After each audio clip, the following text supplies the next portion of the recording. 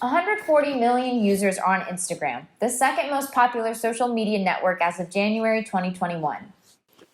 These users have their accounts to post their most recent purchases, outfits, trips, and relationships. Whether you've been on this app for 9 months or 9 minutes, constantly seeing these photos or videos on your feed can make you feel envious, insecure, and, well, lame.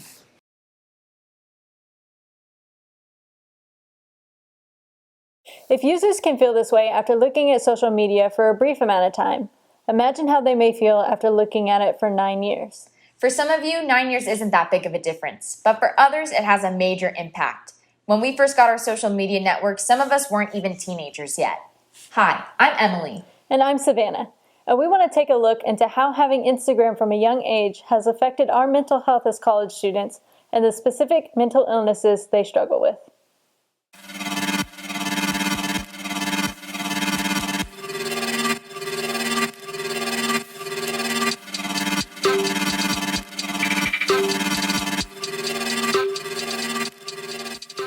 According to the Pew Research Center, 69% of adults are on social media platforms.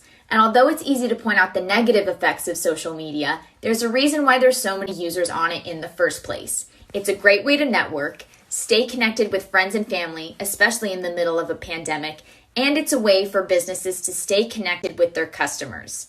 These are all benefits to an extent, but with the amount of mental illnesses stemming from social media and the large amount of our population that's on these platforms, it puts our society in danger, specifically young adults and adolescents. One of the major mental illnesses that stems from time on social media is eating disorders. To put things into perspective, let's take a look at some statistics.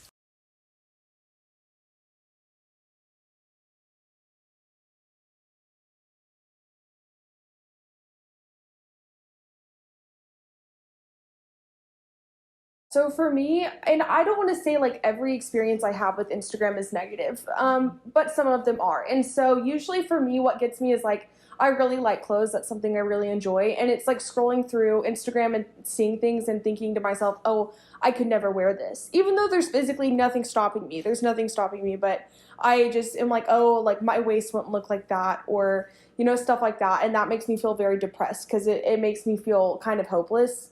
And so that's generally how it goes. And then I just like keep looking to try to find, I mean, my biggest problem is when I try to find people who are like the same size as me wearing the clothes that like I want to wear and I can't find that. Like that's really disheartening.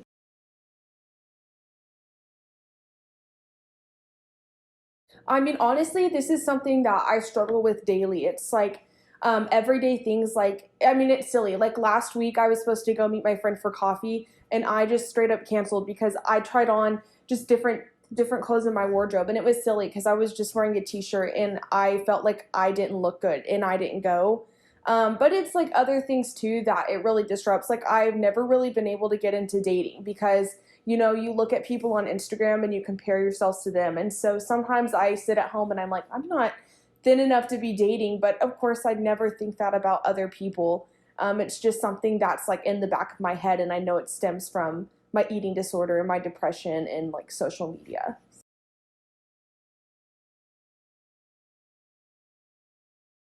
Yeah, I definitely think that having Instagram while I was more vulnerable and when I was younger definitely contributed to how severe my mental illness is now.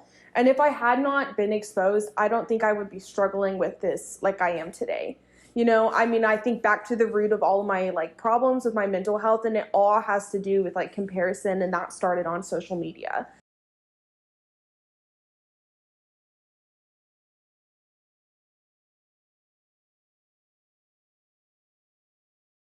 Yeah, so when I first got social media when I was in seventh and eighth grade, I went through a lot of just anxiety because I was very insecure about what I was posting on Instagram because it was such a new platform and the people that I was following had been doing it since like 2010. So they were 3, 4 years ahead of me. And I always felt like what I was posting was going to be like ultra zoomed in and everybody was going to look at it and judge me based on my imperfections.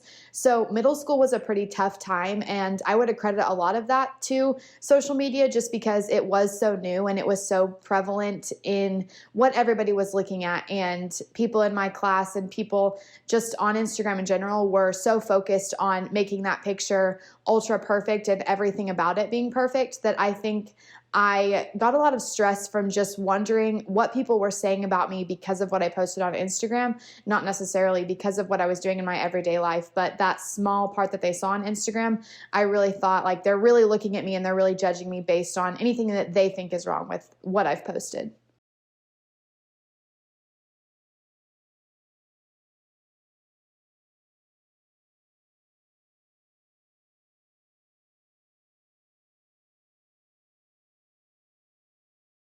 I think a lot of influencers do their best to create content that is not meant to trigger anybody in any specific way.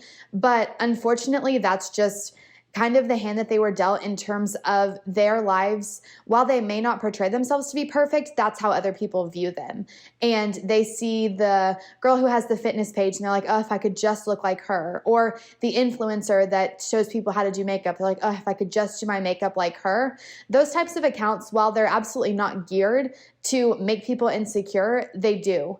And you have to look at Instagram in a positive way that you can learn from these accounts rather than wishing that you could be like them, because that's when that unhealthy thought process starts, is when you think, oh, if I could just be more like her, then I would be so much happier and I would have so much more joy in my life. But that's not what those accounts are for. So I definitely think just a beauty influencer or fitness influencer can unintentionally trigger those types of thought processes.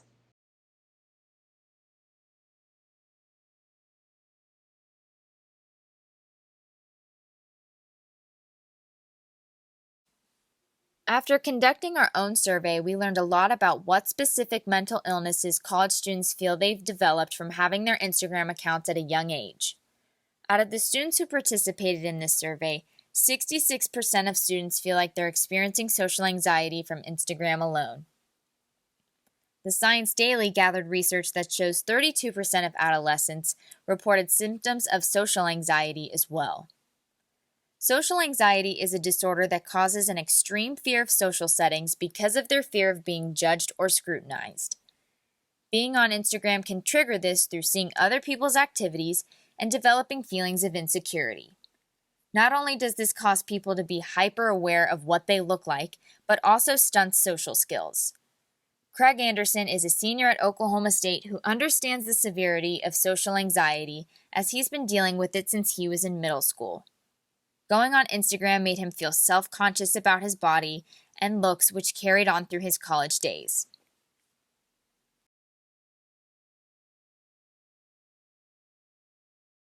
So a lot of times when I'm going through Instagram, I will come across a lot of people um, who look a lot different than I do in terms of I'm overweight, and I'll see a lot of people who are like really skinny and everything, or like really muscular. And so that gives me a lot of social anxiety because I am part of the LGBTQ community. And so being overweight and being gay really isn't something in that community that's socially acceptable. And so as I continue going through Instagram, my social anxiety gets really high because when I'm going out, I'm like, oh my gosh, are people looking at me? Are they looking at what I'm wearing? Are they looking at if my clothes are tight? Everything like that. And so it just gives me a lot of social anxiety that I didn't have before I had Instagram. As a member of the LGBTQ, being able to use Instagram to see how others are living in this community was helpful to him as he did not come out in high school. But along with this, it produced social anxiety from seeing people live so freely while he was stuck in figuring out who he was. Back in high school when I first had Instagram, I guess even before that, I only really followed friends, and so it didn't really matter like social anxiety wise. Yeah, I'd see people going out and I would get a little bit of social anxiety from that, but it wasn't horrible. But when I started figuring out more of who I am, again, being gay, that I started following different people in the gay community who were kind of more role models or more popular, and had a lot of followers. So I started following them. I think a lot of my social anxiety roots from that, of the fact that they were going out, hanging out with a lot of people, going to pride parades, everything like that. And so I was still in the closet, and I didn't know if that's a stage where I'd ever get. So it gave me a lot of anxiety on that part. And then as well as being the part of being overweight and being gay, and not being socially acceptable, to where I would see that. And so it'd be a negative effect of, I don't want to go out to those things as well because I don't think I'll fit in them because I'm overweight, or like all these different things that this thing, like having the anxiety from following them, created. Despite all of these challenges, each of these 3 individuals were able to overcome the internal obstacles they faced when using Instagram. It took a little practice, but in the end, they were able to develop healthy habits when using the app. And after learning what they did about the dangers of social media, Kirsten, Emily, and Craig are determined to show others how to use Instagram in a way that doesn't have a negative effect in the end. So there are 2 things that I have to think about to keep my experience with Instagram healthy. So like the first one is just making sure you're following people who accurately represent like the world around you. So I went through it during quarantine and looked at everyone I was following, and I realized that I only followed skinny white women. And I was like, why would I do, like, I just realized I needed to diversify. And so I like went through and I like found people who posted content I liked, who were in different demographics and like different groups. And I think I feel a lot better about scrolling through Instagram now. And then another thing is just to remember that your worth is not attached to your beauty. Now, I follow a lot of body positive movements, and I think that they're doing great work, and it's really changed the way I view myself. But I think there's one thing they kind of missed the mark on, and it's that they still kind of attach how you look with, you know, what you're worth. And I don't think those things are related at all. I think what you look like and your worth are 2 completely separate things. And I think that all bodies are beautiful, but I think whether or not you consider yourself beautiful, like, you are still worthy at the end of the day. You know, nothing that you could do to your hair or to your outfit is going to change, you know, that you're a human being. One, us not being on it that much, but then also going in and having a detox with it, and kind of just separating yourself from social media and the apps for a little bit of time can also be really beneficial to get your mental health back in check and things like that. There are so many pictures that I wish I would have posted when I was in middle school and high school that I just didn't, because I didn't like them at the time. And looking back, I wish I would have those memories documented on my Instagram, because my last 2 years of high school and now that I've been in college, I don't use Instagram so much as a highlight reel as I do just a documentation of important events that happened in my life and stuff that I like to look back on. Like, I love to creep on myself and remember the memories from those posts. And I just wish that I would have posted more of the pictures that I over scrutinized, that I looked at for too long, and one hair was out of place, so I didn't post it.